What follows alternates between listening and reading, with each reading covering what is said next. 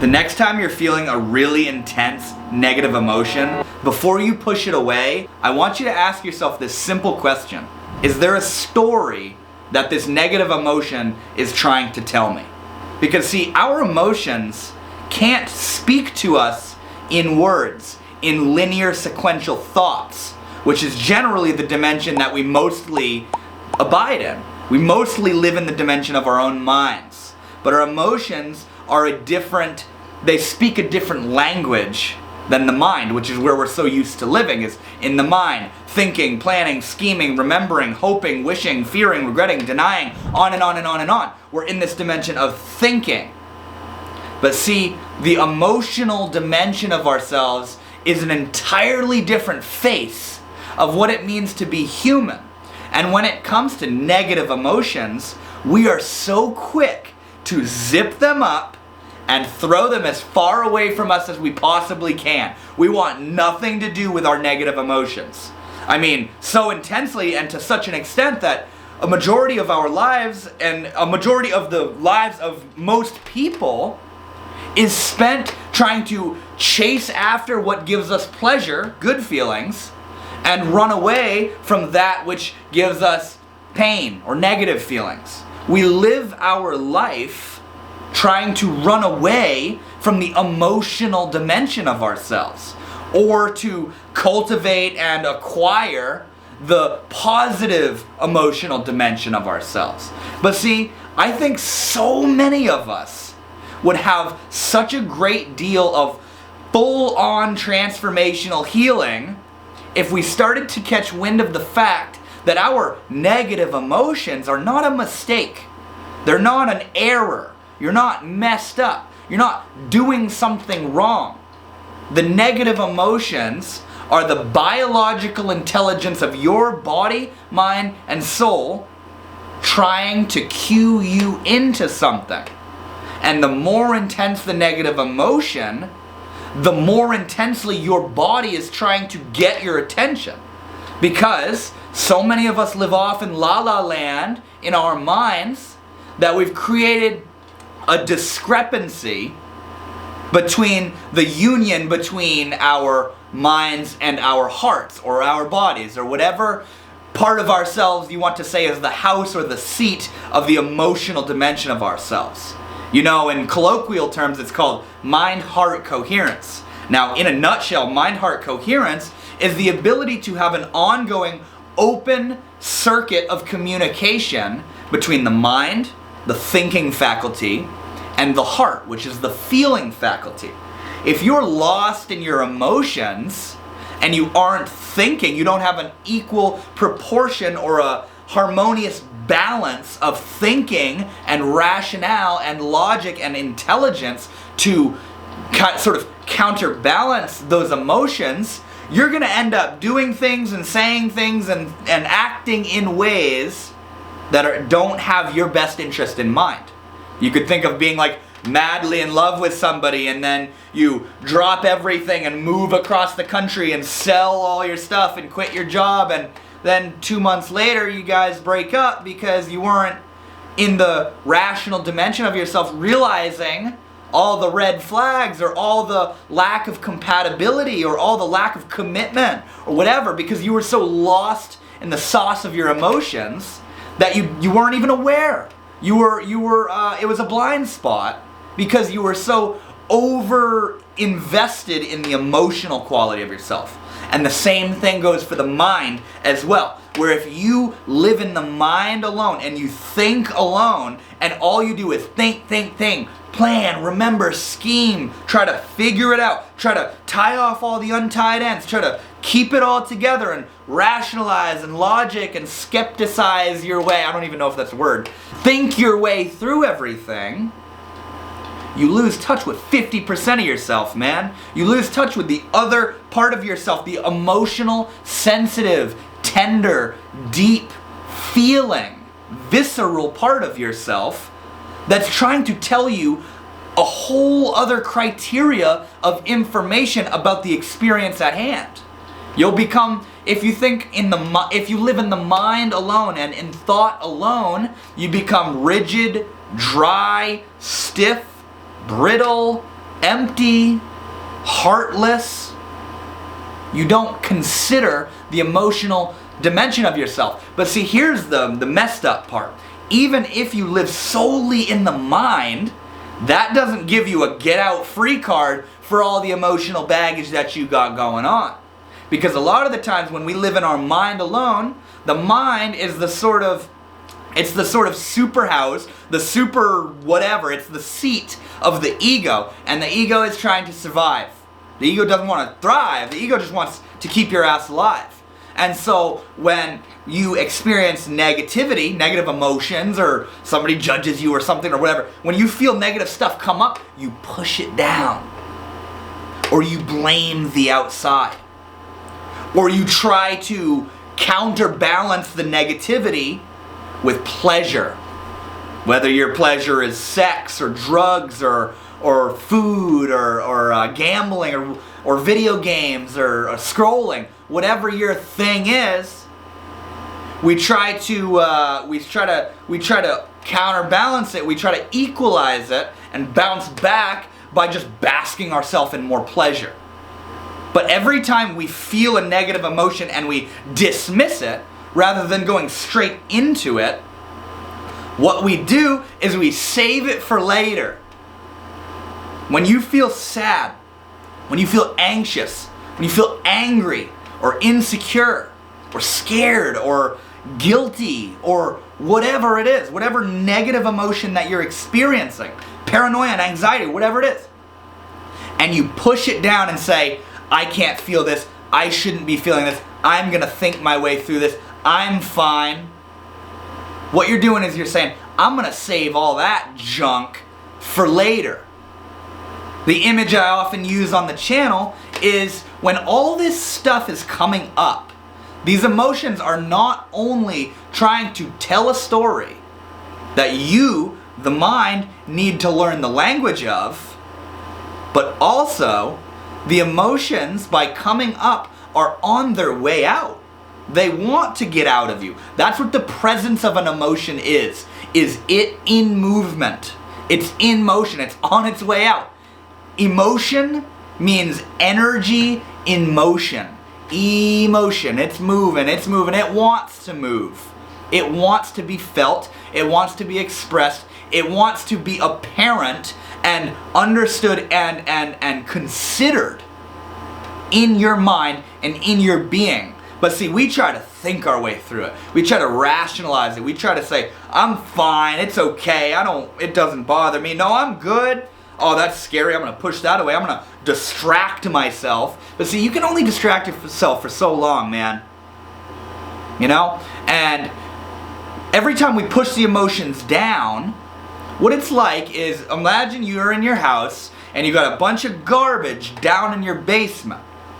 And the garbage man comes by and he says, hey man, I'm here to take out all your garbage.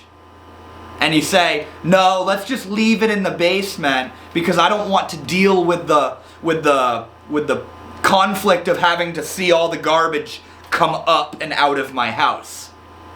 So I'm gonna just store it all in the basement. That's what we're doing every time we push our emotions away. Every time we feel something, we stuff it back down. You see? And you can't lie to yourself, man. You can't lie to yourself. Another image that makes so much sense to me and resonates so deeply with me is that of bison. A bison, when it lives out in the tundra where it's frozen and all that stuff, and they sense a snowstorm coming, rather than running away from it, trying to fight nature, what the bison does is they go straight into it. They go into it because the bison knows that by going into the storm, it'll end quicker. And they also have an intuitive understanding. They can't outrun nature, bruh. You can't outrun what is. You ever heard the statement, you can't run from your own head? I feel like in this culture, in this era we live in, we have a very problematic understanding of our own emotions, of our own sensitive self. We push it away. We're afraid to feel it.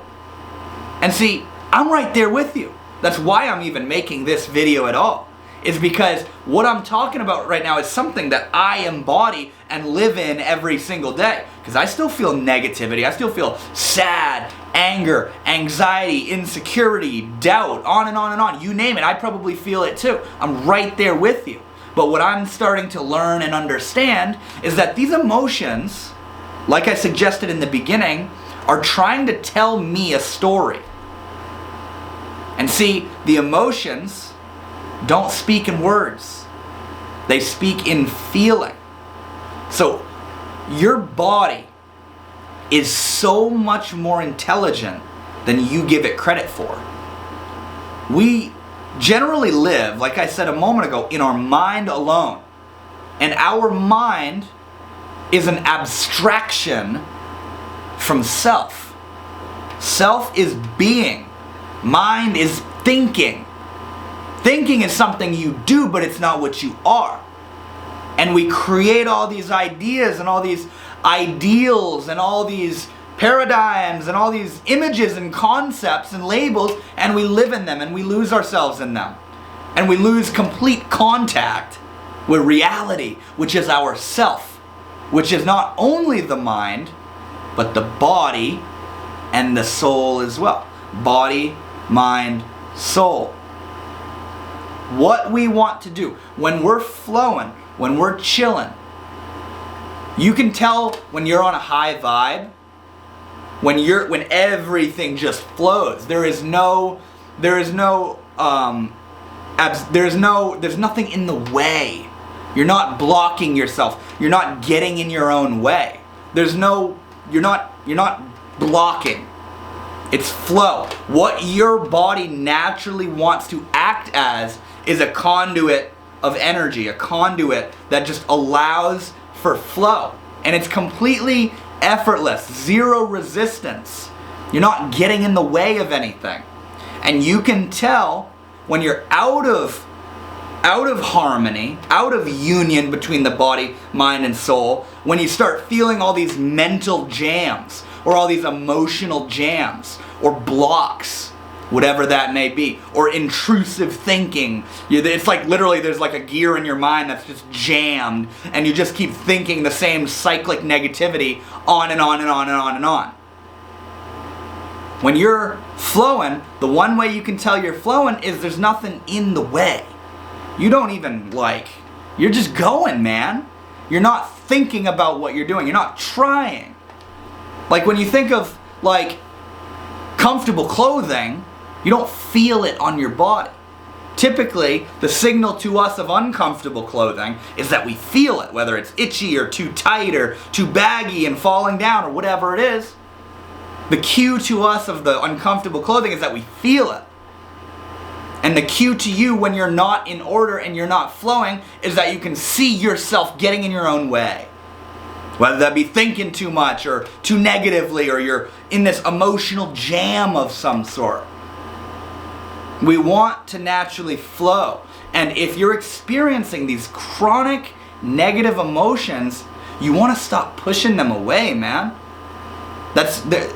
You're insulting the intelligence of your body. Every time you push it away, you're telling yourself, I'm unintelligent for feeling this, and I know better than my body, so I'm going to push away how I feel.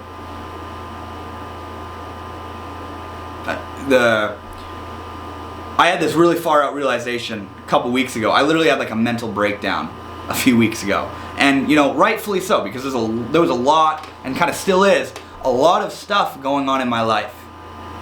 And I realized, the reason I had this mental breakdown was because I was living in my mind and I was not listening to my body. And this is something, it's a constant reminder. It's something I'm constantly being reminded of, is to live in harmony and in union and in coherence with my body too. To listen to my body. And I had this emotional, mental breakdown essentially because I'd been experiencing this chronic anxiety, and I didn't know why it was there, and I couldn't get rid of it because you can't fight and push away and battle and clash with your own self. And it was like driving me nuts, and I essentially just like gave up. I was like, I don't know why this is here. And it gave way. It gave way. Because once the anxiety was there to get my attention so that I would stop living off in mental abstraction land and start to take inventory of how I feel. And what resulted in that is an absolute cascade of an emotional outpouring, an emotional purging, if you will. And see, I was ignoring my body. I was ignoring how I was feeling.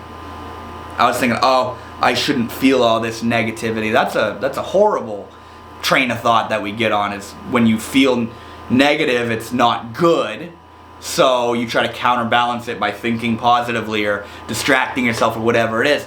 But the most positive thing you can do, the wisest thing you can do, is to let yourself feel the negativity, to acknowledge the negativity. And see, when I tuned into my body, and when I listened to what my body was trying to tell me, when your mind focuses itself in on the body, the very being that it is, when you focus on yourself and you tune into the sensations and the emotions that you're experiencing, your mind is an incredibly powerful, intelligent operating system. And it will begin to put a face to those emotions. It will begin to make sense why you're feeling the way you do. And the reason you don't know why you're feeling it is because every single time a negative emotion comes up, you're so at the ready to run away from it and push it away. You aren't even giving yourself the time of day to feel what you're feeling. So how could or how would you ever figure out why you feel the way you do? You don't take any time to like sit with it and be with it. And I must say, it's not easy. That's why we feel the inclination, the almost instinctual drive and impulse to run away from the negativity, to get away from it as soon as possible. But we're not here to just survive, man. If you really want to level up your life, and if you really want to begin to thrive as a human being, a holistic human being, you need to stop running and turn around and face how you're feeling. Face the truth and the weight and the sort of inertia and momentum of how you feel. A lot of the time, this is what meditation is. This is what's entailed in meditation. Where when you sit down and be, you start to hear a lot of stuff that was lost in the noise of your thinking and all the rambunctious activity that you're running around and doing all the time. Our bodies are begging for our attention. Your depression, your anxiety, your frustration, your insecurity, your lack of confidence, your guilt, your fear, your nihilism, and the cynicism and thinking it's all just bullshit. That's not the end result. It's trying to tell you something. Your body is creating these feelings to try to get your attention. I don't know how else to say it. Your body needs you more than anybody else. And it will go to great extents to try to get your attention. But see, the more you run, the more you ignore it, the harder your body tries to get your attention. It's literally like the relationship between a parent and an infant. Particularly an infant in the age where they can't speak yet. I've shared this a lot on the channel. An infant that can't speak can't say, "Hey mom, I'm hungry," or "Hey dad, I got shit in my pants and I need to be changed," Or I'm sleepy, but I'm not comfortable. The baby can't say that. So, what it does is it cries. It cries. It cries. And it's up to the discernment and the wisdom of the parents to troubleshoot what's wrong with my baby, bruh. This is often a really fun, wild journey for new parents, is to figure out, why is my baby not okay? That's the same journey that takes place when we begin to cultivate and nurture the relationship between us and our inner child.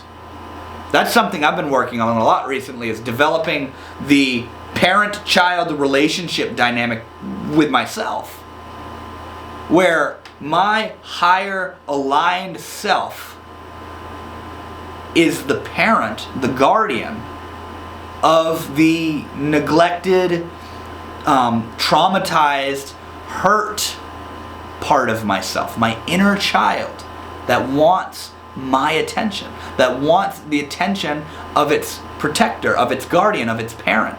I am the parent and the guardian of myself.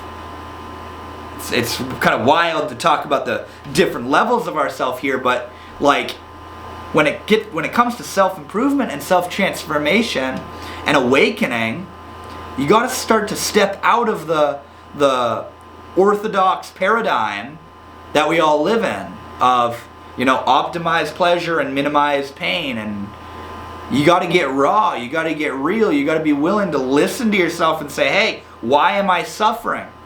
Why am I angry all the time? Why am I so sad and despairing all the time? Why do I think I'm ugly and disgusting looking? Why do I constantly feel anxious?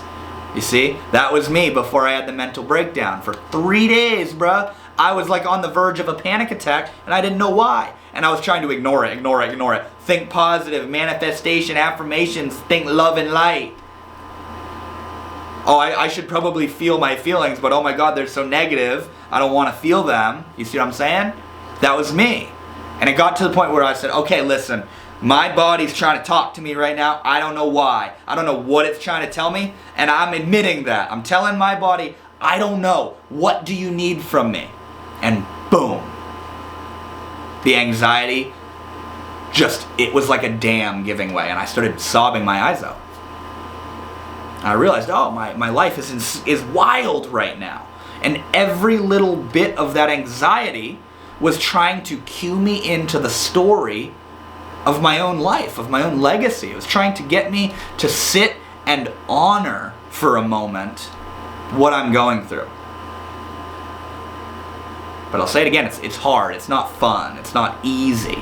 But oh my God, does it feel good afterwards. You know the moment when you finally sit down with your loved one and you have the hard talk, and then you realize they don't hate you, and they're not gonna blow up, and they're not mad at you, and they actually love you, and they actually felt the same way. And afterwards you're just like, whew, that was amazing. I feel so good. Yeah, that's the feeling I'm talking about. When you come out of the realm of la la land and get real for a minute. Just a little bit, And see, there's an afterglow effect when you listen to your body and you sort of alchemize what's going on and you come into a high vibration. We will often be in it for a minute, but then we slip back in to that imbalanced dimension of like living in the mind too much or living in the emotions too much or whatever your magic ratio is, because it's unique to everybody. And it requires us to bounce back, to come back into high vibes again. It's a constant reiteration.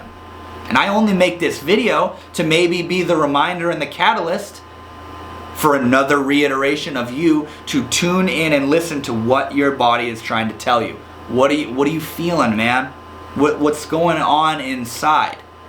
If you're feeling all this perpetual negative emotion, maybe it's worth stopping trying to like distract yourself and run away and like find stuff on the outside, and instead drop it all, admit you feel like shit, tune in, and say, as I suggested in the beginning, what story is this negative emotion trying to tell me?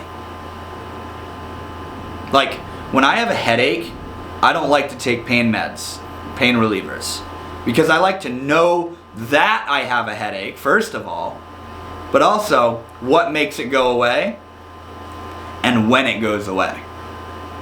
If I get a headache, the headache isn't an end in and of itself. The headache is a messenger. It's telling me a story, but the body can't speak in words. So you're not going to have a thought that says, hey man, the reason you have a headache is because of this, that, and the other.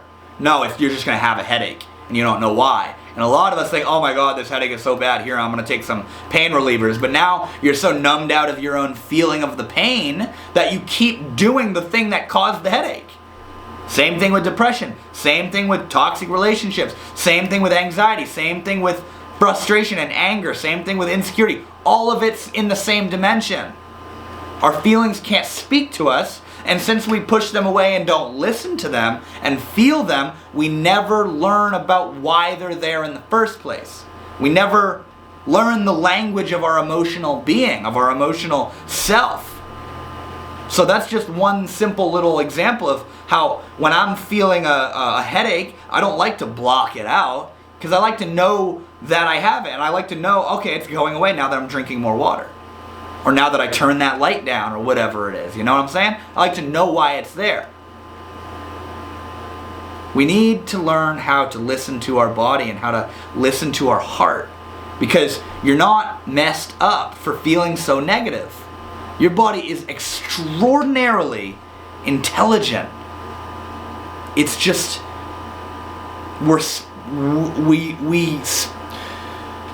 we have multiple languages going on within our body. That's kind of the only way I can describe it. We're thinking in one way, and then we're feeling, and then we're sensing, and then we're intuiting. There's all these different vibes and qualities to how we experience reality. And if we're over dominant in one particular dimension of ourself, and we don't have an equal sort of open vessel of communication and open communication between all the dimensions of ourself, well, those other dimensions of ourself, of thinking or feeling or whatever it is, begin to feel neglected, not heard, not considered, not paid attention to. And if I were to ask you what defines a good relationship or a good conversation, what would you say? Same thing goes, what defines a good relationship too? Is open dialogue between both parties. Equal reciprocal communication. If you live in thought, but don't consider how you feel, and you push away how you feel, well, you become what I like to call spiritually lopsided. And you don't want to be spiritually lopsided. You want to be whole, balanced, and holistic. So take inventory of how you feel. And the next time there's a profoundly negative and uncomfortable feeling, instead of the knee-jerk reaction of running away from it, try asking yourself and doing yourself the favor of asking yourself, what is this trying to tell me?